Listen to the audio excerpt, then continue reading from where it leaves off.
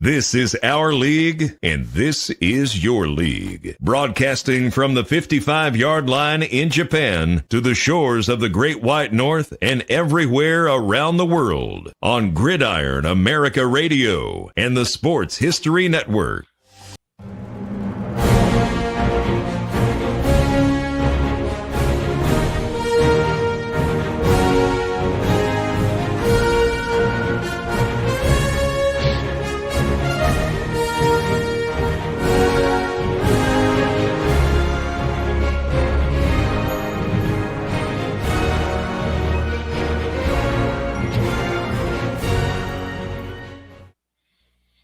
Hey everybody, welcome to Gridiron America today. It is Dave and me, it's Greg, and we're a couple days late because Dave apparently his internet, a squirrel chew through the line or something, so you were pretty much had some issues. Yeah, you had some issues, so, and not a big deal, and Mike can't be with us tonight, so hopefully we'll have Mike next week. But we're back, and we're a day before, 24 hours before the start of the new week with the CFL. So we figured we would go over real quickly, talk about the CFL games, but more important, just as important, if not more important, I don't know. They're all important because we've got 41 professional teams to kind of follow, which is completely impossible, in about a 30 to 40 minute podcast to talk. I don't know how the guys at the World of Football, Randy and Adam, they cover everything literally. But we're just kind of hitting the highlights and everything. And really this episode, so we're going to talk about CFL, the week that was in the CFL, real quickly talk about the games coming up. But then, we got NFL training camps opening really this week. I know the Rams and Niners have opened up because they're coming to this side of the world to play, the first game of the year, which, Dave, did you realize? I did not realize this till I looked it up, that they're playing the game like at 10 a.m. in the morning in Australia. Did not realize that. Wow. Because so it'll fit into prime time, which I was all excited. So I'm like, okay, they're coming to this side of the world. That means I don't have to get up early to watch a game. And then I'm like doing some digging. I'm like, oh, shit. You got to be kidding me. No primetime game. I mean, night football here, to watch a game, there's only a couple chances you get to watch an evening game here, and that's if the X League, because the X League does this once or twice a year, plays like a big showcase game in the evening, and that's great, but the rest of the year, forget it. So the only way to watch football here in Japan is you got to get up super duper early or go to bed super duper late. I don't stay up late for 2 a.m. games, and I don't get up early for 3 a.m. games. But, I did not know that until I looked, and I'm like, oh, crap. So, but yeah, that's what we got coming up. So, yeah, we're talking NFL, some NFL football today. Really kind of more specifically, because I was thinking about what we could talk about before we went on the air with the NFL. And then, I thought, well, maybe we'll start with uniforms. Let's just talk fashion. Because the Bills' new uniforms, alternate football uniforms, have dropped, and I have given Dave an earful about my opinion about them. So, with that said, so how you doing, man? How's all the internet stuff worked out? Yep, everything is great. Pretty clear right now, looking good, sounding good, and those are maybe the new Nickel City uniforms is what caused my internet to not work. Wow, that could be. Yeah. Could be. How am I coming through on your end? Do I sound like I'm in a tin can right now? Nope. You sound okay. Perfect. Yeah, because we had that issue. What was it, last episode or the episode before, where, bottom line is I accidentally unplugged my mic, plugged it back in, and I thought I sounded fine, but you guys were like hearing me in a tin can, but nobody said anything. So. There's no easy way to say it when you're recording. Neither one. It's like we're talking to each other, going, how do you really can't go back and like, hey, stop here. We're gonna re-record from here on out. Like it's tough. So well, it's like when there's it happens with guys, man. If our buddy has their fly open, we're not going to say anything. We're just going to Okay. All right. Well, on that note, but I mean, but talking about just chiming in a little bit on the jersey, it is interesting that the machine that the NFL is with training camps just about starting. We got to squeeze in a little more news with all these new third alternate jerseys or third jerseys or whatever you want to call them. They don't miss a day on the calendar year without dropping something for us to talk about or discuss. No, that is the beauty about the NFL. It's 12 months a year. And I don't know about you. Sometimes I got to take, like, during the off season, I got to take a month or two off from the NFL. Even right now, I haven't really looked too much at the NFL because I know we're going to be getting it in. The tidal wave is coming. I've already got the notification from one of my main fantasy football league that we're starting again. So, get prepped and everything. You and I, we still need to work on our fantasy football league for the podcast. For those who are listening, we're going to do a fantasy football league here. I've got it all set up. I just need to put it on the website. But that's just the lazy me and has yet to do that. I might do that today. We'll see. Because our website's easy. It's about as easy as you can get. It's just a blog. And but yeah, we've got it's going to be an 8-team league. So there's 3 of us. There's Mike, you, me. I would assume there'll probably be one of my college buddies, one of my Navy buddies. So realistically, there might be 3.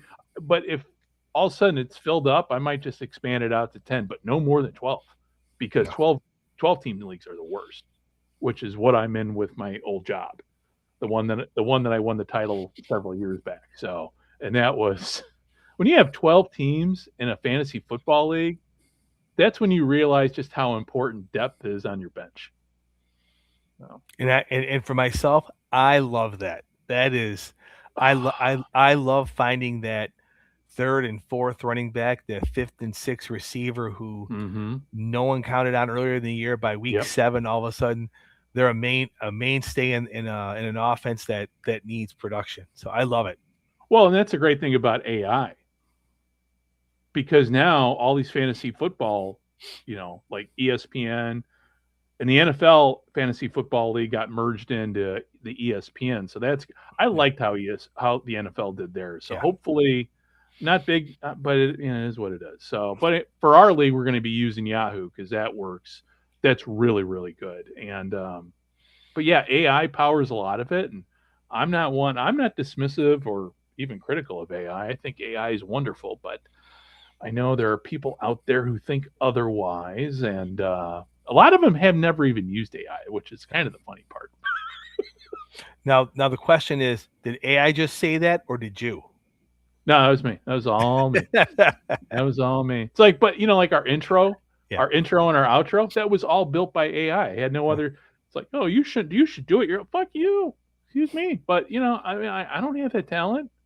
But dealing with AI when you're trying to get the artwork right is a challenge. So like how we've done our intro and our outro, that was like maybe, I don't know, that was a lot of work that went in there where I was yelling, typing in all caps in my prompts, like, get it right. It's easy to figure out. So what we have was about as good as it, but it looks nice, and the thing is with AI, I've been going down a YouTube rabbit hole lately.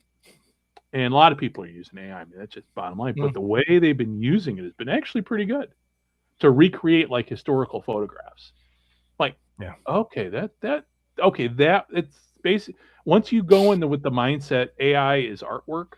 And I know it, people are just like, well, it's all based on copyright stuff. And I understand that. But I'm still entertained. I don't care at this point. So. But it's nice on this podcast. Nobody's, we have no issues with AI. So that's what I love. All right. So moving on here. Let's talk. See, I'm rambling here. I think if you had about 4 cups of coffee. So we just wrapped up week 8 in the CFL, which, Dave, you and I were talking about this before we went on the air here. It was not as the CFL the season is gone. I would say this has been probably entertainment-wise its weakest week, only because you had you had 3 of the 4 games that were decided by easily more than 10 points. Yeah. So let's start off with the big game, and that was the Edmonton Saskatchewan game, and there were a lot of heavy hearts going into this game because of what happened the week before with Saskatchewan. Yes. I mean, this game showed you what 2 healthy CFL quarterbacks can do. And that's what that's what the CFL is missing right now is there's injuries. They're starting to affect league play, and we're watching that as some teams are competing, and obviously some teams are just trying to get to the next week or get to when that quarterback can get back and be healthy. But it was an extremely entertaining game. Both teams moved the ball. You had almost 1,000 yards of total offense. You had Cody Fajardo with over 500 yards passing, 4 touchdowns. I mean, Trevor Harris, great night for him as well. Almost 400 yards passing, 4 touchdowns, 1 pick, but it was good to see. It was a definitely emotional game. The crowd was charged up, and everybody who was there and everybody watched on TV got every single penny's worth out of that game. Oh yeah. I mean, this was. It's amazing just looking at the score, because you look at like how it breaks down points wise, quarter wise. I mean, Saskatchewan easily could have won this game because you look at how many points they scored in the fourth quarter. I mean, it could have gone either way, and obviously this season it's bouncing Edmonton's way, which it's nice to see. But yeah, it easily could have gone the other way. Mm-hmm. And once again, another game where it goes right down to a field goal deciding the game at the very end. Yeah. Last week, if Toronto made their field goal, they would have won instead of losing. So yeah. It's honestly, I don't think the CFL can ask for anything better than this. Competitive game, 70 points, up and down. They're still, the defense has still made stops. Right. There were still punts. There was the teams weren't 100% in the red zone, so there definitely was stop, and it's the bend don't break philosophy on defense. Yeah. Well, speaking of bending not breaking, the Bombers broke last week against the Stampeders. It was 52-30, and man, to see Calgary put up that many points on Winnipeg of all teams was a bit of a shocker. Especially, Calgary in the final 2 quarters they put up 27. Yeah. I mean, it was a close game, but for that first half, I mean, Winnipeg, I mean, Calgary was up at the half, but I thought this game was just going to be a lot closer than what it ended up being. It definitely, but it was once again entertaining. And like I said, I don't think I'm not sure. I'm thinking that has to be a points record for Princess Auto Stadium there, 52 points being given up, but Winnipeg for the problems that they had, they didn't play a bad game on offense. It just special teams and defense just it didn't give them enough. I mean, if you'd have told me with Drew Brown at quarterback for Winnipeg and you get 30 points, I think you got a chance. Yeah. But 4 interceptions is just not going to, once again, 4 interceptions is just not going to get it done in the CFL. Yeah, it looked like he was playing for Ottawa. Yeah. and I think I made the comment to you guys when we were discussing this offline. I go, maybe Ryan did what he did have some inside information on why he traded him. It could be. He looked great last week, but all of a sudden it's like, ooh, that was a tough one. And another 118-yard missed field goal return. So it was once again another. And I was reading it. It was a kickoff return, receiving a return, and a reception, a kickoff, a missed field goal, a reception for a touchdown, and a running touchdown. That was it was awesome by Tariq McMaster. So it was great effort. Yeah, and you don't see those runs in 4-down football at all. You never see runs like that. So that's what I love about it. Because again, it goes back to the CFL it is the most exciting league out there. Because anything can happen, and we see that week in and week out. It does seem like, and now this just could be me, but ever since they announced that the 55-yard line was disappearing, it seems like we have one a week. Yes. It seems like we've had more in the first 8 weeks of the season this year than we've had like in 3 or 4 years combined. But it just could be being highlighted so much more right now. Well, maybe fingers crossed they'll reconsider that though. I mean, I listen. There's a Facebook page, you've probably seen it. I don't even know if you remember all of it, but it's Fire the Commissioner, the group, and it's a bunch of old white guys, CFL fans in there, and it's like I don't know. To me, it's like the equivalent of going on to just seeing baby boomers on Facebook bitching about the way life is and everything, and I'm like, well, okay, maybe they will reconsider it, but I don't know. Would shortening the football field by 10 yards make those types of plays go away? I would tend to think that those types of long returns and everything are still going to be part of the game, the CFL game moving forward, because you're only trimming up 5 yards on either side of the field. So, but to go to your point, it just seems like it's once a week now. These exciting plays, and again, it highlights the fact that just how much, to me at least, better the CFL game is than what we grew up with in the States. But that's my opinion. So, all right, moving on here, we got Toronto, BC, my BC Lions, 26-12, BC. BC is not going to make the playoffs this year at the rate they're going. Period. And, and you've got with Toronto. I mean, they are still a one-trick pony, but it seems now that Kelly's out, they've actually improved. Well, the indications were that he's not going to miss any time. So that's what I was reading earlier today. And honestly, he was, for the first half, he was 15 of 18, almost 200 yards and 2 touchdowns. I mean, if he didn't get hurt, right, that game could have gotten really ugly. And nothing against Nick Arbuckle, but obviously it's just like when the starter's getting snaps and the backup.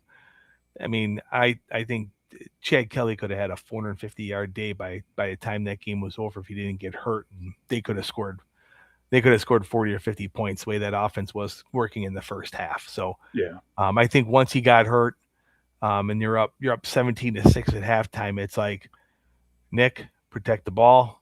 Yeah. I got a lot of 5-6 yard passes, keep the ball moving. And more than anything, keep the clock running.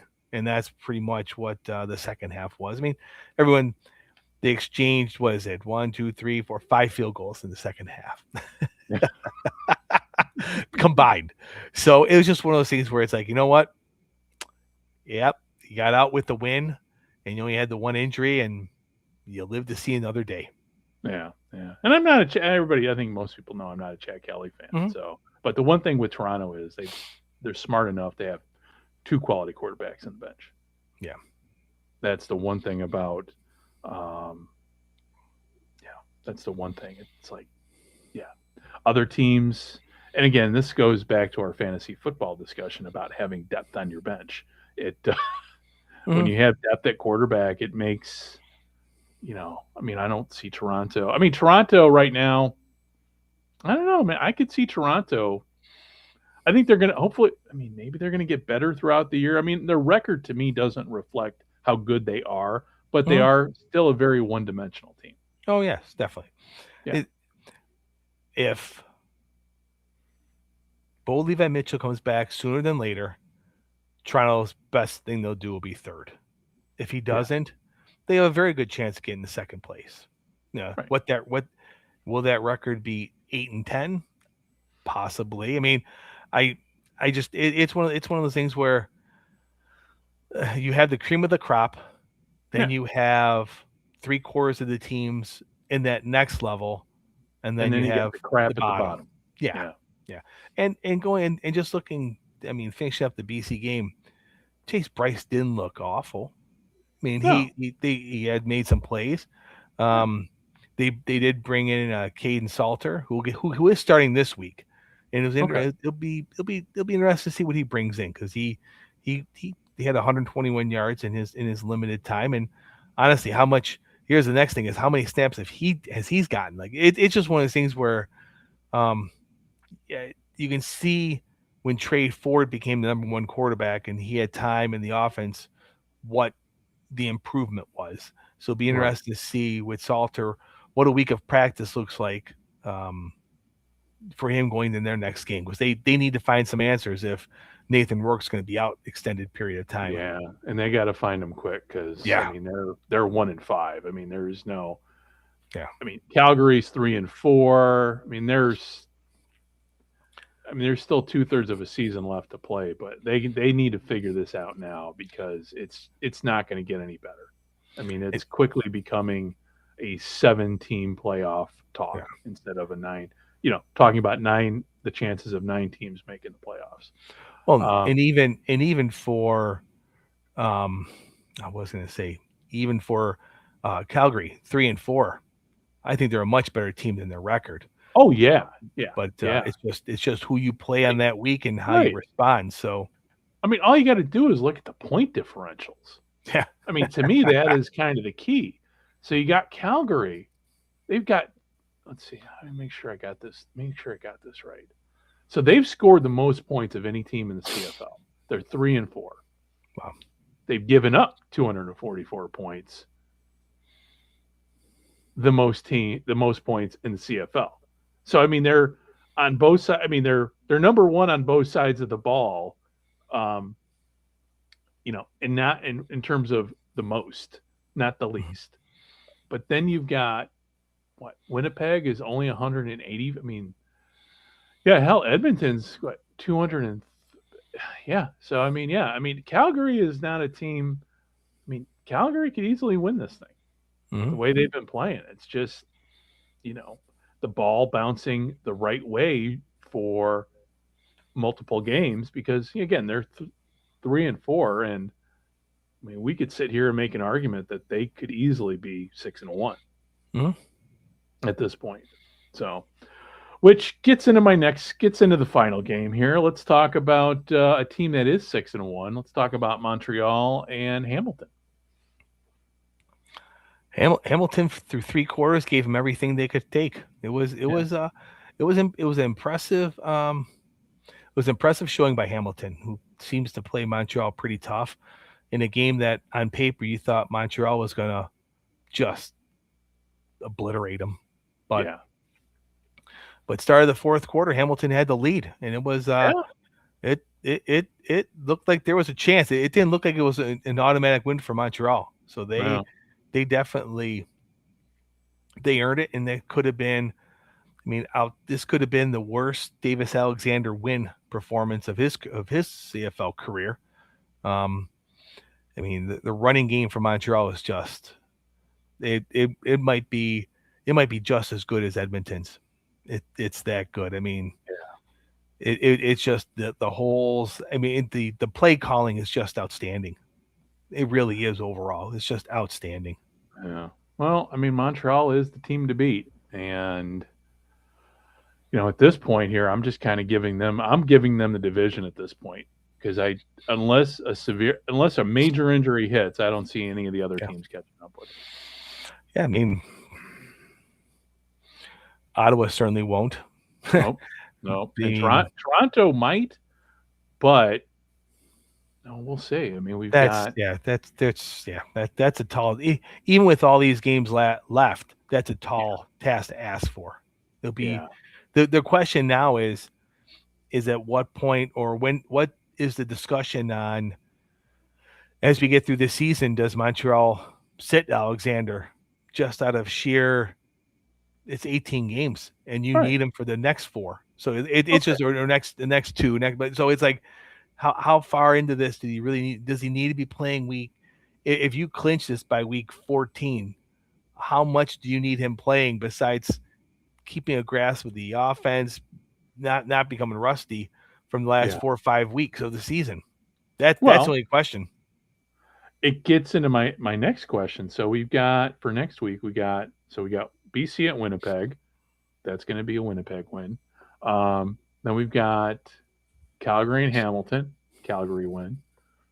We got the rematch. We got the Riders and the Elks at Edmonton. I'm thinking that's going to be an Edmonton win. I just feel it. Hopefully you're going to have I'm hoping for 50,000 people showing up at this game. Probably won't happen, but I'm hoping for a crowd. But then you've got Montreal at Ottawa. I could make a case easily for them sitting Davis Alexander for this game and let the backup play. Yeah. I mean, if you're gonna sit, you want to play every game. I mean, everybody wants to play every game, but if there was ever a reason to sit your star QB just for a game, just to maybe keep him away from an injury, I would say the game against Ottawa, because I don't see Ottawa getting any better. And I mean, it's not going to happen, but that's what I would do if this were a Madden league. How about that? Yeah. It'll be interesting because Dustin Crum has played in the past, so this wouldn't be something new to him. I'm just curious. I'm curious if Montreal's thinking, here's a great chance to put the dagger in Ottawa now. Yeah.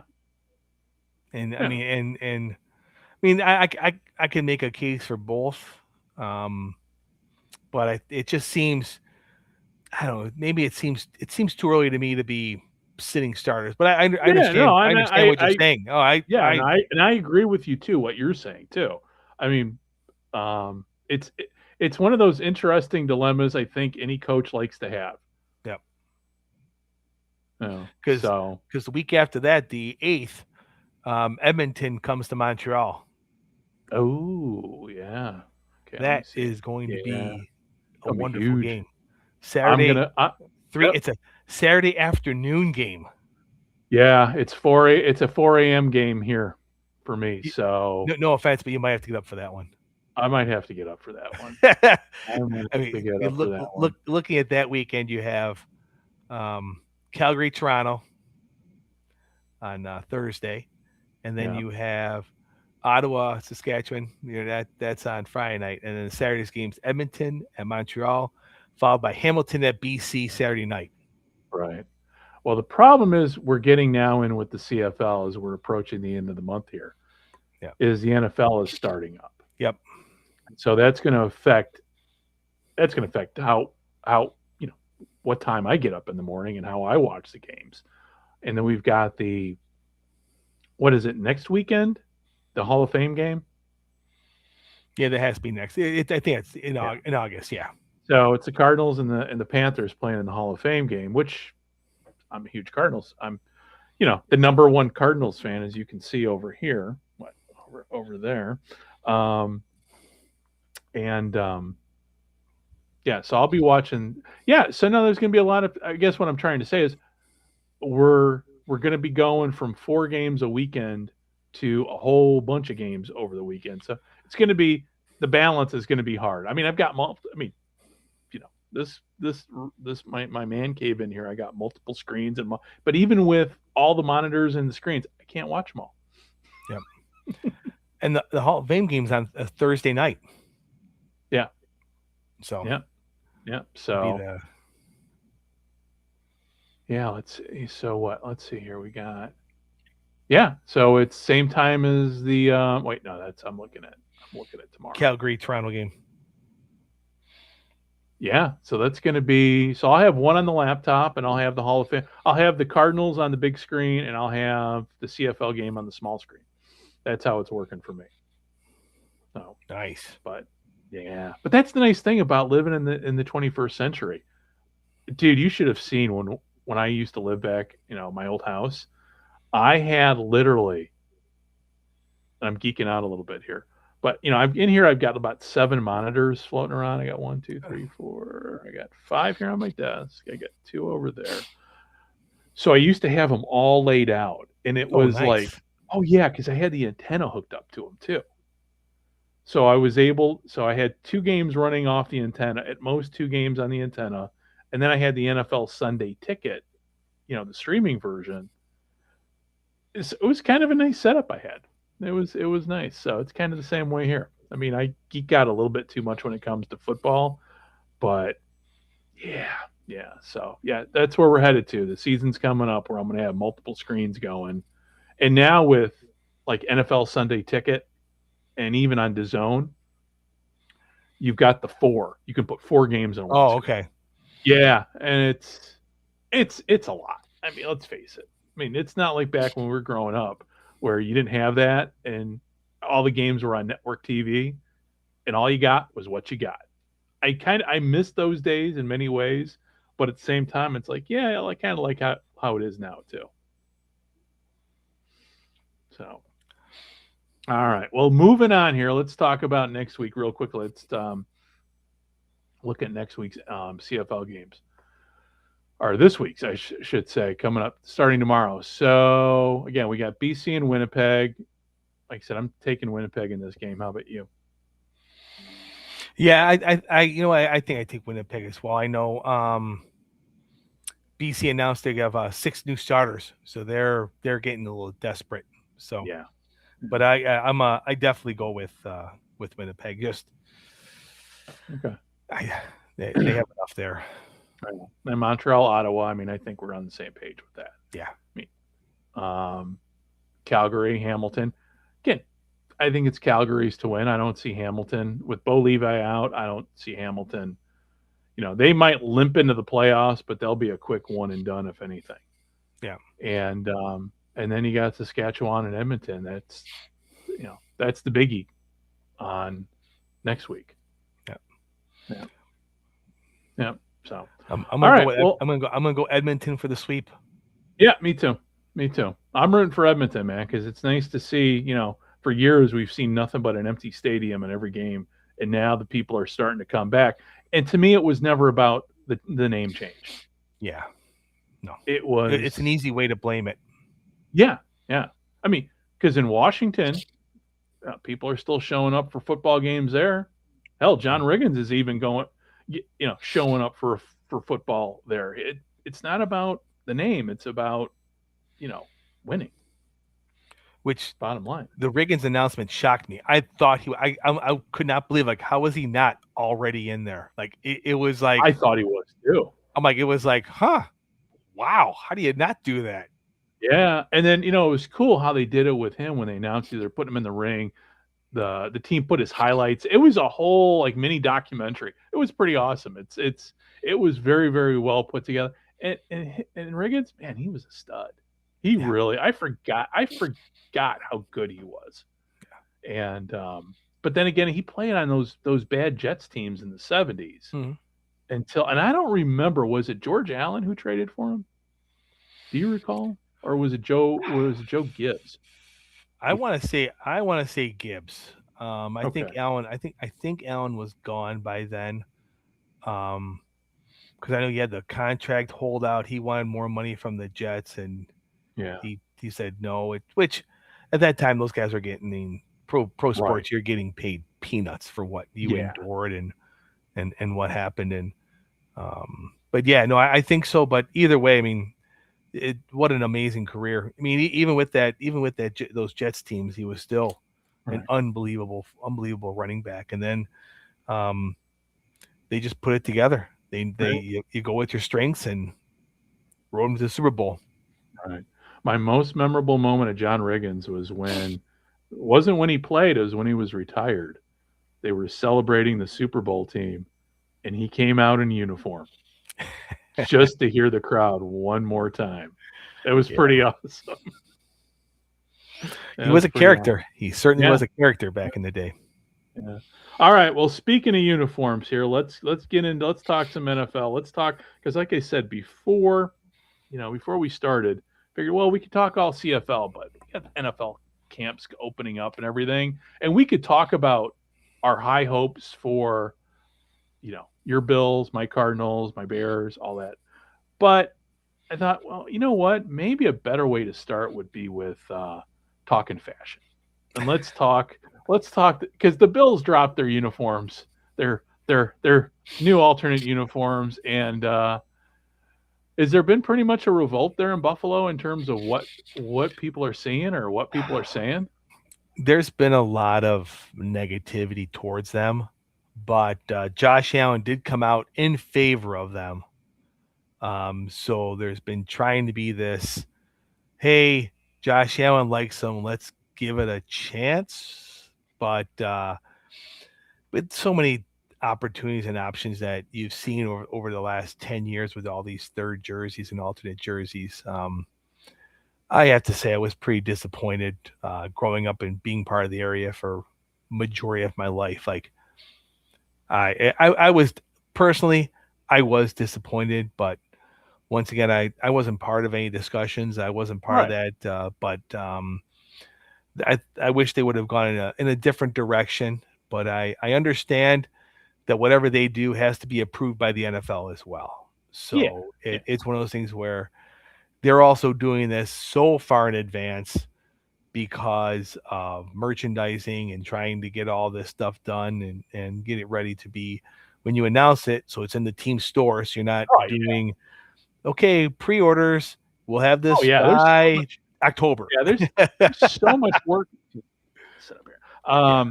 There's so much work that goes into this that people forget, which also makes you wonder, too. It's like, wait a minute. How many people approve this? Yeah. How many people thought this was a good idea? The blue helmet is sharp. I'm going to go with the color blue.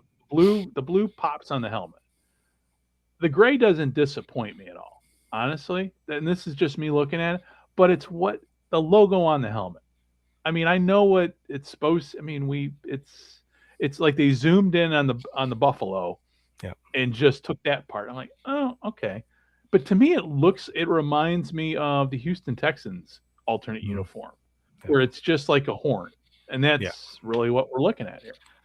And anybody who remembers, it's being compared to the Buffalo Slug that the Sabres did. It looks like a cashew back in the 2007-6 era when they were.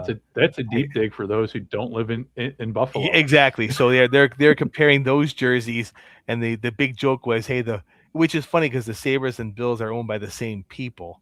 That the Bills said, hey, Sabres, hold your we got this, and this made a worse jersey that you could possibly do. But there was I did hear an interesting point that somebody brought up, and I'm not exactly who did this.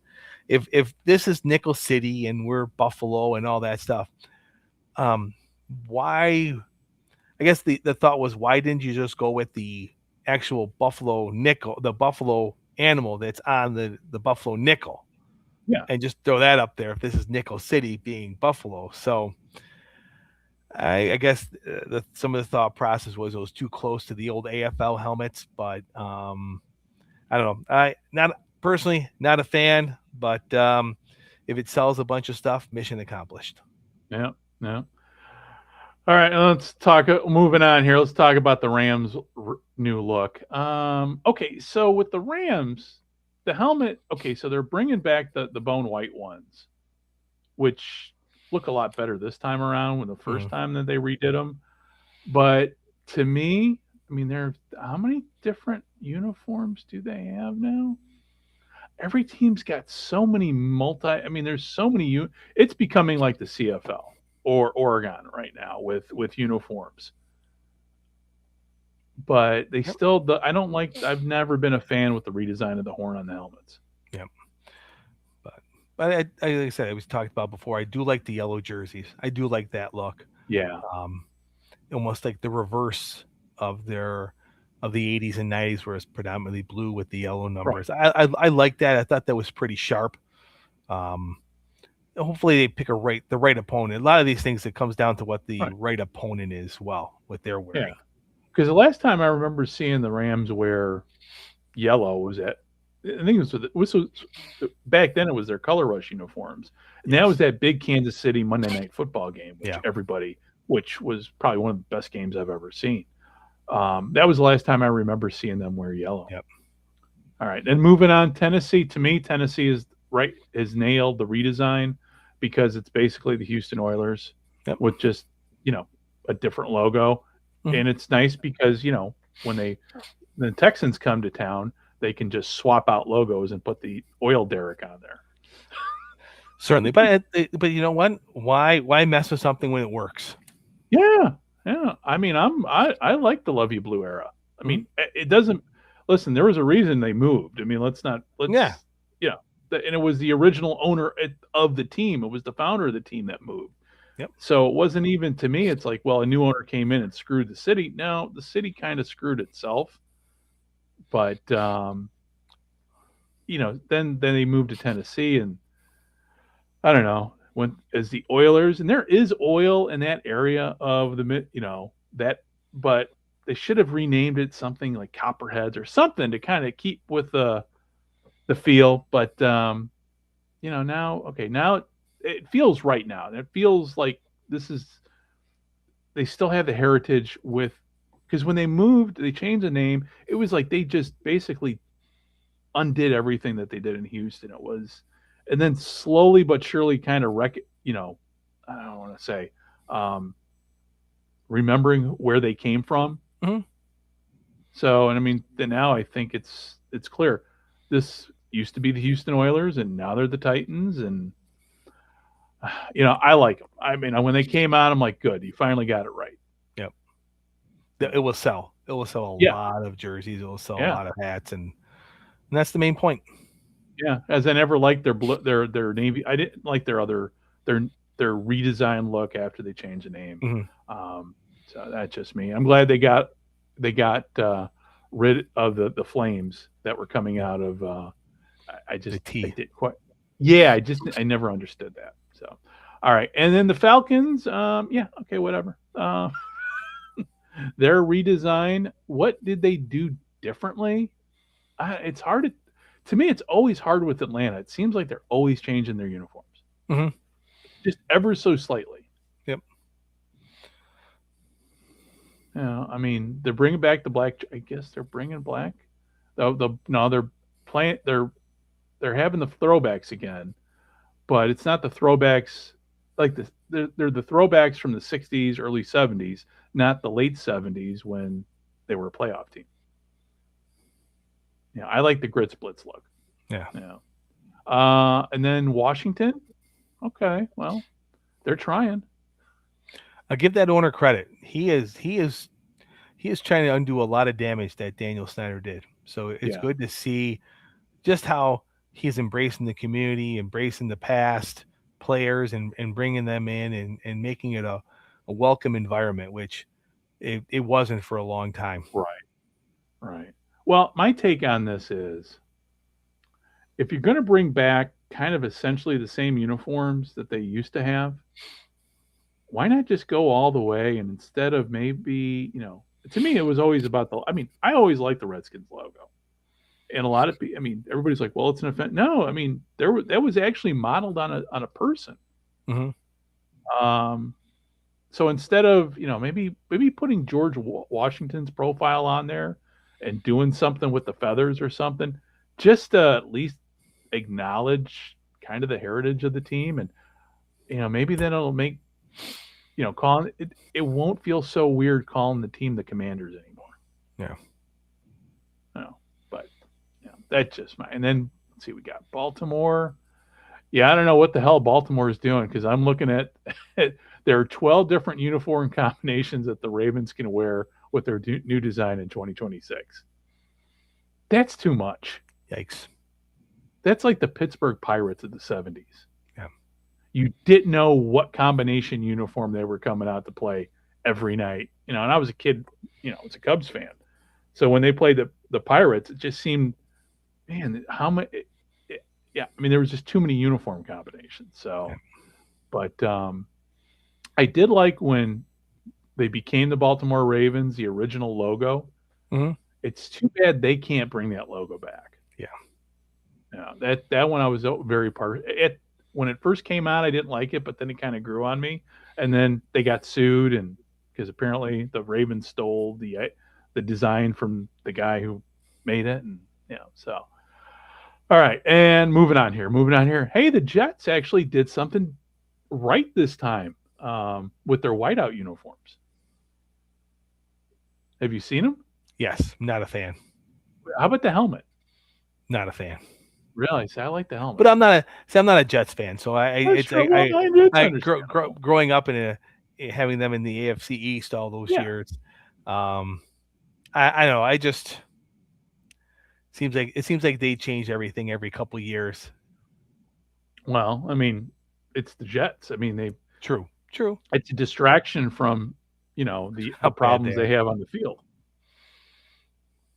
Yeah. Do you remember when they got rid of? They went to the Jets with the football logo. Yes. For like a hot second. I mean, actually. You know what? Was that with the black face mask too? Hang on, let me take a look because I got the mini helmet. Let's see here. Yes. Yeah. Yep. Yeah. I think that was the Bruce Coslett era. No, that wasn't the Coslett era. It wasn't? I thought it was. No. Well, that was the other helmet. Okay. It was. I mean, because it's the green helmet with Jets and then the football underneath, not Jets written across with the airplane. Airplane. Okay. Yeah. Yeah. So what? I mean, it's. Yeah, I like it. I mean, it doesn't bother me. How about that? It doesn't bother me. So it'll be curious though, because we've got the color. We got the rivalry uniforms we're waiting to see. So you've got the Colts, the Jaguars, the Texans, the Titans, the Bears, the Lions, the Packers, the Vikings. So they haven't been revealed yet. So probably next month they'll come out. Mm-hmm. So it'll be. So anyway, that's fashion. Yep, and the Buccaneers are keeping the creamsicles. They're going to at least wear them one time this year, so I'm very happy about that. Nice. And you know what? I think. Well, do you remember when the alternates went away and people were upset about it? So now that they're back, people still complain. It's like, well, what are you doing? I'm curious to see what the Bears do. Really am. If they're gonna maybe go wear white uniform, I think. I mean, I like the orange helmet. A lot of people hate the orange helmet. Yeah, I like the orange helmet. I'd like to see him come out with a white helmet. That'd be interesting. Yeah, it's tough to see. It's like the older teams when they make those changes, like when the Giants change or something like that. It's like, ooh, it's such a iconic helmet. Like it's just like you don't have to be the biggest football fan. If you see a Bears helmet, a Giants helmet, a Packers helmet, you know who they are, and that's right. Yeah, that's football. So we'll see. Yeah, I know.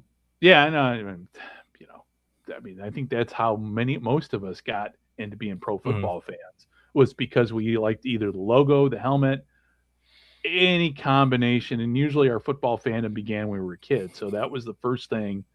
That stood. Oh, that's a cool. It's kind of like with the Cardinals. I've always liked the Cardinals. I wasn't a Cardinals fan really until the 90s. But to me, it was always about the original Cardinals logo. Yeah. I'm not a big, I'm not a fan of this one. They could have done a lot better because it's, it's like it's meaner. It's that. And I go, it just doesn't look. It just. But that's the dork in me, the geek. Mm-hmm. I'm very partial to the old logo. Mm-hmm. But hey, it could be worse, man. We could be Dolphins fans. So true. They had a beautiful logo. It was tradition. I mean, when you looked at it, and now I don't even know what the hell it looks like, what to compare it to. It's like a defunct Alliance of American Football Team logo. As long as they're in the bottom of the standings every year, they can wear whatever they want. Yeah. Well, I think they're going to be there, probably this year. So, hey, let's see here. Let me see. Somebody popped up in the chat here. I have no idea. This was something because we're on Twitch and something came up on Twitch. Let's see. This idiot. Yeah, no. Your stream Budak. Okay. Yeah. All right. Whatever. Thanks. I mean, we're on Twitch, so I mean, bullshit's gonna come on through. So keep watching. Thanks.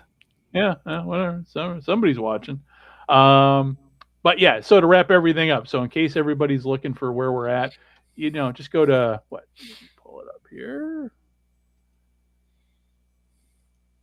Yeah, just go to gridironamerica.net. That's our blog page, and we're there. We're on Rumble. We're on all podcast platforms. On Rumble, we're on YouTube, Kick, Twitch, something else. I mean, there's a lot. Hell, even on my LinkedIn page. So that's where we're at. So, but hey, if you've stuck with us this long, thank you very much. And hopefully next week Mike will be able to come back. And next week, we're going to be talking. Well, next week when we talk, the NFL will not have kicked off yet, but we'll be waiting for the Hall of Fame game. So is Hall of Fame induction? It's not this weekend, is it? It was this weekend. Yes, it's this coming weekend. I thought it just happened over this past weekend, or it's happening right now. Was it Sunday? I saw some speeches. I saw people. I saw plaques. Am I getting that confused with baseball? Oh, you know what? I'm sorry. That's Cooperstown. Wrong Hall of Fame. Too many going on at the same time. So it was Jeff Kent. Yeah, I saw his speech. So did Ichiro go in this time? I don't think so. Ichiro Suzuki, or was that last year? It was last year. I think he's already in there. Was that Seattle? One of the two, but okay. I didn't see any news here about the Hall of Fame, so I'm thinking that was last year. Again, it's just the older, because tomorrow's my birthday, and the older I get, the quicker time flies. So. You're only 35. Happy birthday! Yeah, I know, man. I look good for 35. There you go. Yeah, I can't complain. I'm you know what? As my old man used to say, the alternative's a bitch. Sure is. Yeah. All right. So, any final words before we sign off here? No. Another more football than any of us can consume in a day or a week. Enjoy, everybody. Yeah, and we'll hopefully we'll be back not this late in the week, because hopefully Dave's the squirrels stay away from Dave's internet cords, and we'll be good. So, and all right. Well, on that note, hey, thanks for listening. Like I said, if you've stuck with us this far, please give us a like and subscribe. And if you're listening to us on Apple Podcast, hey, we'd be very grateful if you give us a 5-star, just to counterbalance the trolls that seem to pop up everywhere. So, all right. On that note, hey, thanks for tuning in, and we'll talk to you soon. Bye-bye.